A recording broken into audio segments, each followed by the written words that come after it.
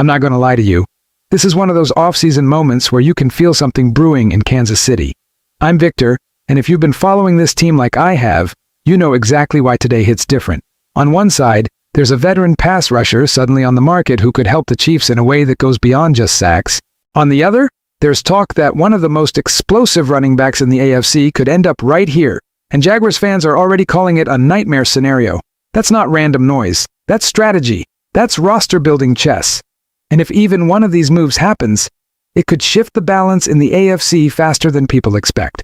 Before we break it all down, do me a quick favor. If you rock with real Chiefs talk and you want this channel to keep growing, help us hit 1,400 subscribers. We're getting close, and every single one of you makes this community stronger. Alright, let's really break this down, because this isn't just about adding a name. This is about playing the long game. Bradley Chubb just hit the market after the Dolphins decided to move on as part of their roster reset. Former number 5 overall pick. Big body. 6'4", 275 pounds. Over the last 2.5 seasons in Miami, he put up 22 sacks, 143 pressures, 20 tackles for loss, 9 forced fumbles. That's production. That's real impact off the edge. Now, as a Chiefs fan, when I hear edge rusher available, my ears perk up immediately. You can never have enough pass rush in this league. We've seen what happens in January when you can't consistently collapse the pocket. And adding another experienced edge opposite your current rotation? That's not a luxury, that's insurance. But here's where this gets interesting, and honestly kind of genius. The biggest reason Chubb makes sense for Kansas City isn't just the numbers, it's the compensatory pick formula. Because Chubb was released, he's considered a street free agent. That means if the Chiefs sign him, he does not count against the compensatory pick formula. That's huge. And if you've followed Brett Veach over the years, you know this front office thinks 2 steps ahead. The Chiefs have a lot of pending free agents, guys like Jalen Watson, Brian Cook, Leo Chenal, and some of them are likely to get solid contracts elsewhere. When that happens, the compensatory pick formula kicks in, and Kansas City could stack up extra picks in the 2027 draft. But that only works if you don't cancel those out by signing unrestricted free agents. That's where Chubb becomes strategic. You add a proven edge rusher without hurting your future draft compensation. That's not just filling a hole, that's maximizing assets. And look, I know some fans are going to say, why are we talking about 2027 right now? We're trying to win in 2026. But the reality is this franchise has stayed on top because they think about both at the same time. It's never just about today, it's about sustaining the window. Chubb is 29. He's not some washed-up veteran. He still has juice. He still creates pressure. And imagine him in a rotation where he doesn't have to be the entire pass rush, where he can come in fresh, attack matchups, and just hunt quarterbacks. That's dangerous. Now, is this move flashy? No. Is it headline-grabbing? Not really. But it's the kind of disciplined, calculated move that keeps a contender stable while other teams overspend in March. And that's what I respect about this idea. It's not emotional, it's not hype-driven, it's smart roster construction. But here's the thing.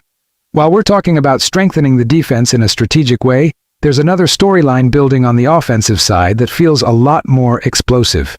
And if that second move even has a chance of happening, it wouldn't just be smart, it would be terrifying for the rest of the AFC. Now let's flip to the other side of this, and this one is way more explosive.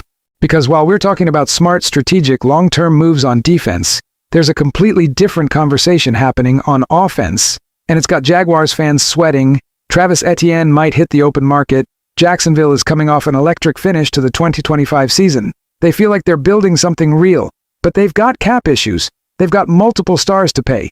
And if they truly believe in Paishul Tutin, they might decide Etienne is the odd man out. Now here's where it gets interesting. ESPN's Matt Bowen looked at the top free agents and said the best fit for Etienne is Kansas City. And as a Chiefs fan, when you hear that, you immediately start connecting dots. Because let's be honest, our run game ranked 25th last season. 106.6 yards per game. That's not Chiefs football. That's not balance. That's not explosive. Bowen pointed out exactly what we've all been feeling watching games. The offense has lacked juice. It's moved the ball. Yes, it's been efficient at times. But that home run threat from the backfield, it hasn't been there consistently. Etienne had 26 runs of 10-plus yards last season. That's tied for 12th in the NFL. That's burst. That's breakaway speed. That's the kind of player who turns a simple zone run into a 40-yard swing. And it's not just rushing, he's a dual-threat back. He can catch. He can run routes out of the backfield. In Andy Reid's system, Screens, angle routes, quick releases. That's dangerous. Now imagine that in this offense. Defenses already have to account for the passing game. You add a back who can rip off chunk plays and force linebackers to hesitate? That changes how teams defend you. And here's why Jaguars fans are calling this nightmare fuel. The AFC window felt slightly open last season.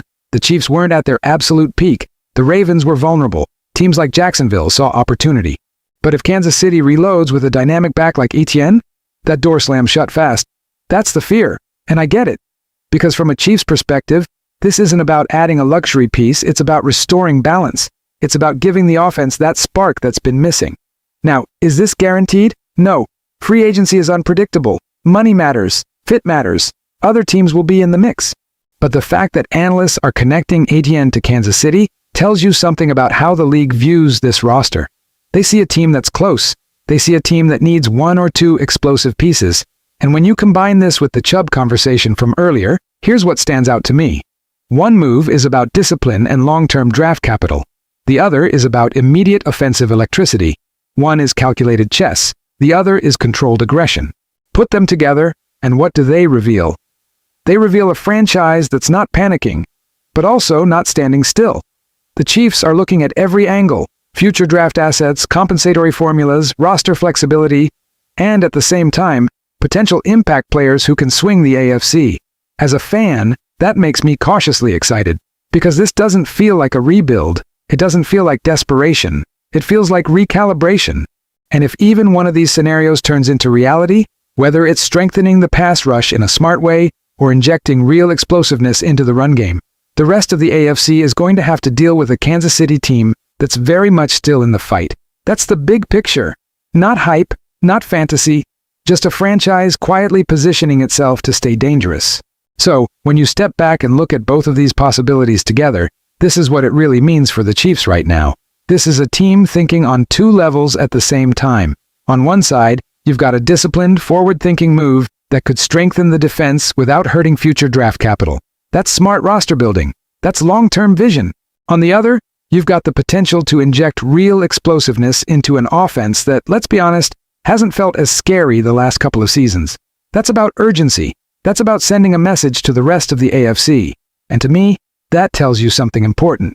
Kansas City isn't rebuilding. Kansas City isn't satisfied either. They're adjusting.